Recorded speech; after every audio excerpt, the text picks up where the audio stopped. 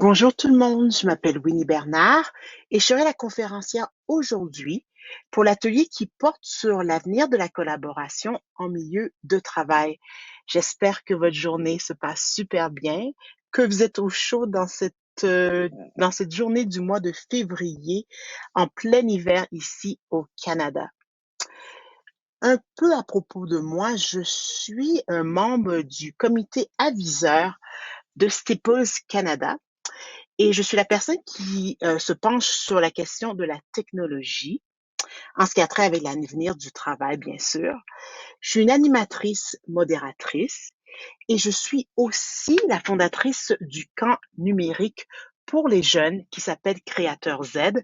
C'est un camp que j'ai créé en Ontario et c'est vraiment pour préparer les jeunes pendant la semaine de congé du mois de mars et l'été avec l'aide et la collaboration d'entreprises qui présentent des ateliers pratiques pour les préparer pour le futur du travail, l'avenir du travail et le marché du travail que je crois qui sera essentiel, c'est d'avoir certains atouts et ces atouts seront axés sur la technologie. Aujourd'hui, ma conférence, elle sera axée sur l'avenir de la communication, mais plus spécifiquement la collaboration entre les équipes qui sont transversales, c'est-à-dire les équipes qui sont à distance, en personne et qui travaillent en mode hybride. L'évolution des méthodes de travail avait déjà commencé et ce, bien avant la crise sanitaire que nous vivons depuis les 2 dernières années.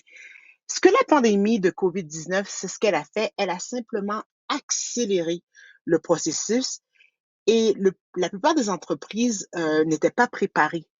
Je vais vous dire que ma propre entreprise, nous n'étions pas préparés. On n'avait pas vu dans notre boule de cristal qu'on allait vivre cette crise sanitaire et on a dû, comme plusieurs d'entre vous, on a dû s'ajuster assez rapidement. De ce fait, concernant le futur du travail, les organisations, selon moi, doivent se pencher sur 5 axes de réflexion qui sont clés. Le premier axe, c'est de rehausser l'expérience des employés. Le deuxième, c'est de faire évoluer le profil des leaders de ces entreprises. Le troisième, ce serait de repenser l'utilisation des lieux de travail. On doit aussi préparer l'employé de demain. Et finalement, on doit intégrer les nouveaux modes de travail. Aujourd'hui, on parlera surtout de l'intégration des nouveaux modes de travail et l'utilisation de la technologie qui aide les équipes de demain à mieux collaborer. Quand on parle de nouveaux modes de travail, il n'existe vraiment pas une solution pour toutes les entreprises et je pense qu'on l'a vu ces 2 dernières années. Les nouveaux modes de travail et de collaboration doivent tenir compte d'une multitude de choses, dont la mission de votre entreprise. Elle n'est pas la même pour tout le monde. La culture interne de l'entreprise aussi. Et je pense aussi que c'est important qu'on pense à la répartition des équipes. Où sont ces bons gens-là? Et où sont-ils ces employés-là? Et des besoins de votre entreprise. La technologie joue un rôle primordial dans la collaboration entre les équipes et facilite la communication asynchrone ainsi que la communication synchrone dans les entreprises.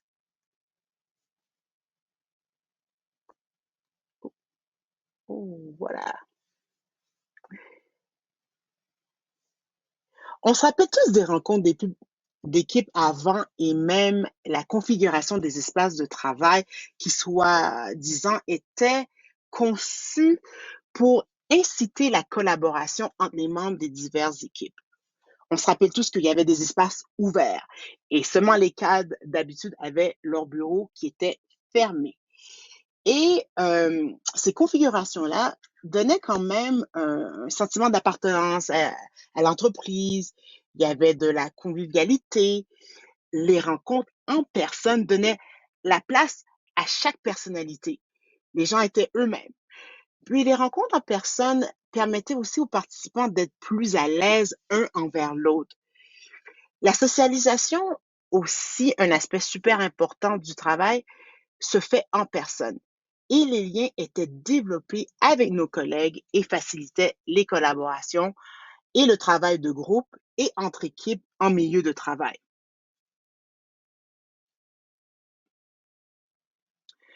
Depuis plus de 2 ans, les entreprises n'ont pas eu le choix, ceux qui étaient capables, de favoriser le télétravail. Et selon un sondage de Statistique Canada, et j'aimerais vous dire que ce sondage, il est sorti en avril 2021.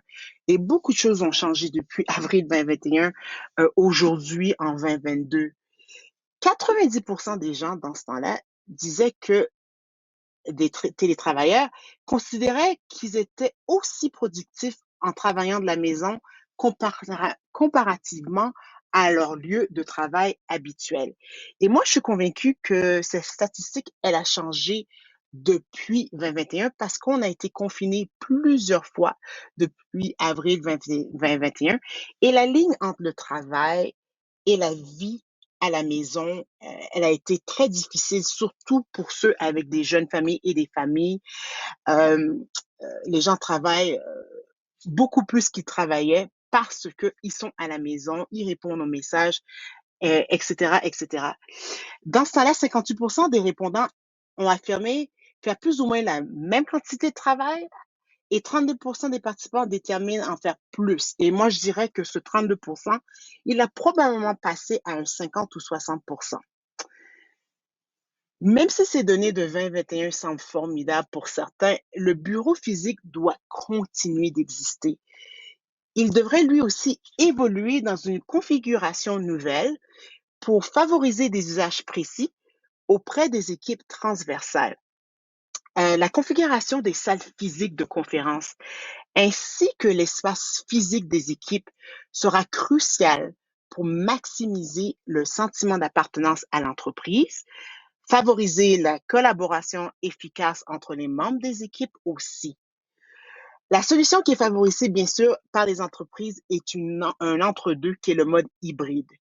Et beaucoup d'entreprises se préparaient à ce retour de travail hybride pour le mois de janvier dernier, mais malheureusement, le confinement et les chiffres de COVID ont augmenté et on est retourné, certaines, la plupart des entreprises qui étaient capables de le faire, dans un mode télétravail à 100%. J'ai pas une boule de cristal, mais je me dis que dans les prochains mois, ce mode hybride sera activé pour les entreprises qui sont capables de le faire. Et le mode hybride semble être la meilleure solution, mais il cause toujours des soucis pour les employés.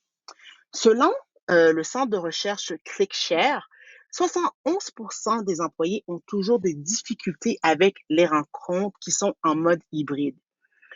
Et ces difficultés-là sont omniprésentes car pour que cette option fonctionne, il est primordial d'y inclure trois concepts clés pour une collaboration hybride qui sera maximale. Et ces trois concepts-là, ils sont les concepts suivants qui sont axés sur, excusez-moi, l'équité, l'engagement et bien sûr la simplicité. L'équité dans la collaboration hybride est vraiment devenue la nouvelle monnaie d'échange. Et je vous l'explique. Je me souviens, il y a quelques mois, j'ai participé à une rencontre hybride. On était à peu près une dizaine de personnes dans la salle physique en personne et on avait deux experts qui étaient à distance. Les échanges et discussions sont devenus tellement animés que la plupart des gens qui étaient dans la salle, incluant moi-même, je vais vous dire, on avait oublié qu'il y avait des participants à distance qui avaient des contributions aussi importantes à offrir à la discussion. Pour éviter une telle situation, je pense qu'il est important de penser aux éléments suivants, qui est créer des expériences permettant d'abolir les distances entre les diverses équipes. Et ça, on peut le faire au début vraiment avec des activités brise-glace, faire des check-ins pendant la rencontre, assigner une personne qui serait un rôle de modérateur qui s'assurait que tous les participants sont toujours présents, non seulement dans la forme physique et virtuelle, mais présents dans la discussion en posant des questions clés pendant ces rencontres. Je pense aussi qu'il est important de permettre à tous les participants où qu'ils se trouvent de se déplacer dans la salle. Par exemple, grâce à des écrans et des éléments de mobilier mobile, les collègues à distance ne doivent pas être contraints de rester à côté du contenu. Il est essentiel d'utiliser des caméras sur des appareils à la fois collectifs et individuels, mais surtout pour les équipes qui sont récemment créées. Parce que c'est vraiment essentiel quand les gens viennent juste de travailler ensemble et surtout maintenant, plusieurs n'ont même pas encore eu la chance de se rencontrer, de le faire de cette manière. Et puis, les appareils partagés, je parle des appareils qui ont une vue de la salle, doivent être prioritaires et les appareils individuels devraient être secondaires. Alors, il faut aider les employés à se sentir à l'aise à l'écran en configurant l'éclairage direct et l'éclairage ambiant. Écoutez, je suis en train de faire maintenant ce webinaire dans un placard. C'était l'endroit le plus calme pour être capable de le faire. Mais si j'étais sur caméra maintenant, il serait essentiel que j'ai un éclairage qui est direct et qui est ambiant et que les gens ont envie de regarder mon écran. En visioconférence, il est recommandé de privilégier un éclairage qui est LED, qui est intense et chaud, et de l'orienter de manière qui est adéquate. Je pense aussi qu'il est important de tenir compte des dimensions de l'espace, des séparations, des finitions et de l'orientation des micros, des haut-parleurs pour une acoustique qui est optimale. Et enfin, il est indispensable de développer des usages et des protocoles qui sont partagés, qui veut dire que oui, on adore, on doit tous être d'accord que si on va avoir notre caméra qui sera ouverte, que tout le monde a sa caméra ouverte et que ces protocoles, lorsqu'ils sont décidés au sein de l'équipe, soient partagés avec tout le monde et que tout le monde soit d'accord avec ces protocoles aussi. Maintenant, en parlant de l'engagement qui est super important, bien sûr, un autre élément clé, il faut favoriser les interactions naturelles et inclusives entre les participants physiquement présents et connectés à distance via l'espace physique et la technologie.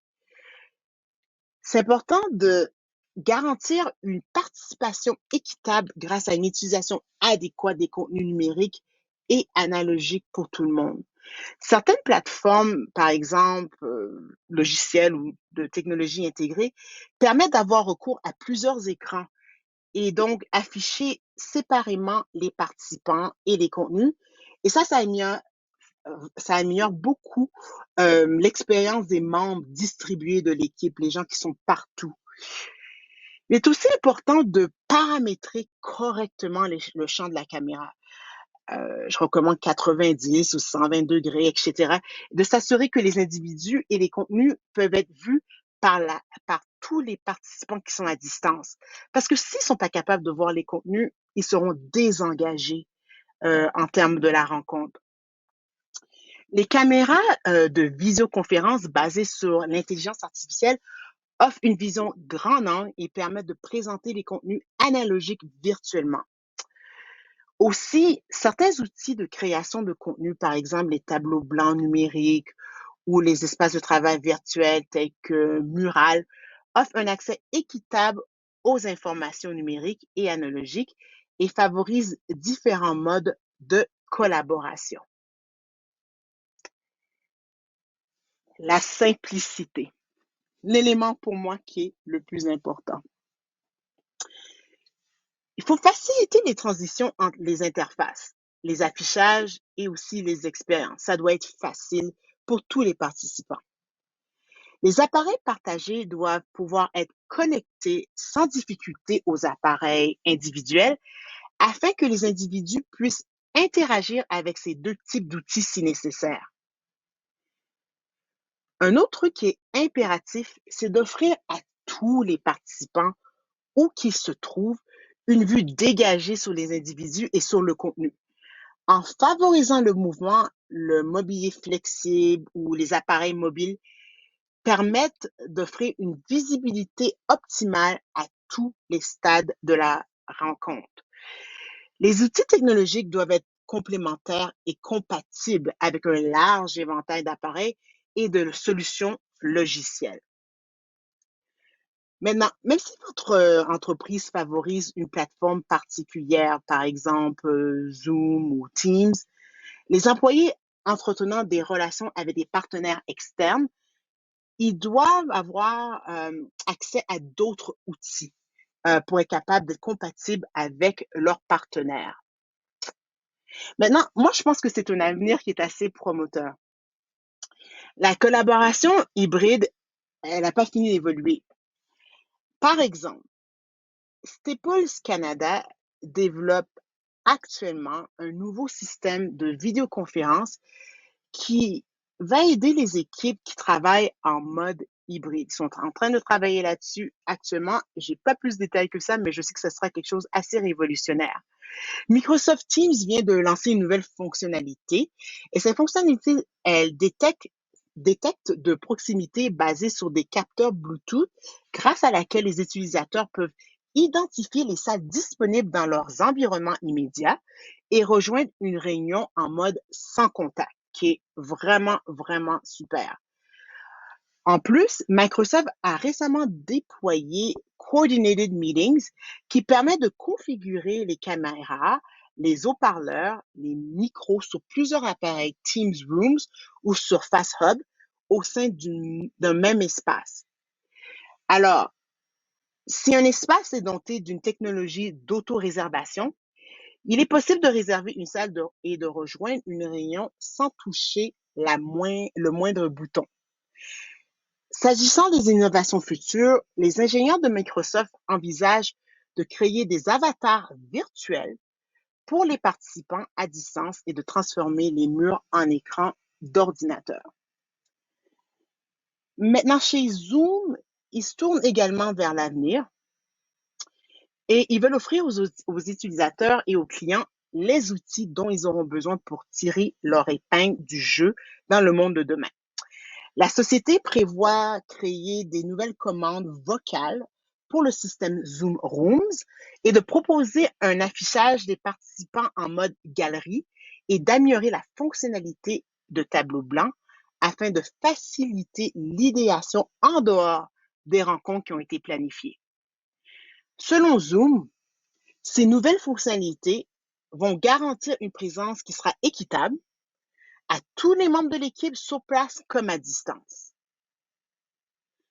Zoom réfléchit aussi à la manière dont leur plateforme doit fonctionner à l'intérieur d'une salle de réunion, notamment en séparant la vue sur les individus de celle sur le contenu et les contenus, bien sûr. Il travaille également à améliorer les interactions entre les employés et les contenus, même après la rencontre, avec une attention spéciale sur les équipes qui sont dispersées. Finalement, je vais vous dire qu'il faut tester et il faut s'adapter. Les employés commencent à tester des nouveaux modes de collaboration si bien que les technologies et les espaces de travail sont amenés à évoluer aussi en même temps, en tandem. La période se prête donc tout particulièrement à l'expérimentation à travers des environnements pilotes combinant une présence physique et une participation virtuelle. Alors moi, ce que je vous recommande, c'est vraiment d'inviter vos employés à participer à ce futur, à cet avenir, à travers des expériences pilotes et à livrer leur point de vue. Ils vont savoir que rien n'est gravé dans le ciment et que vous êtes prêts à vous ajuster avec les périodes et les événements et le futur et les technologies qui vous sont présentées. Les espaces de travail flexibles conçus pour évoluer au rythme des besoins joueront un rôle déterminant dans la compétitivité et la croissance future de toutes les entreprises. Je vous remercie beaucoup pour votre temps J'espère que j'ai été capable de vous donner des informations clés et je serai dans le chat si vous avez des questions pour moi aujourd'hui. Bonne fin de journée et bon après-midi. Au revoir.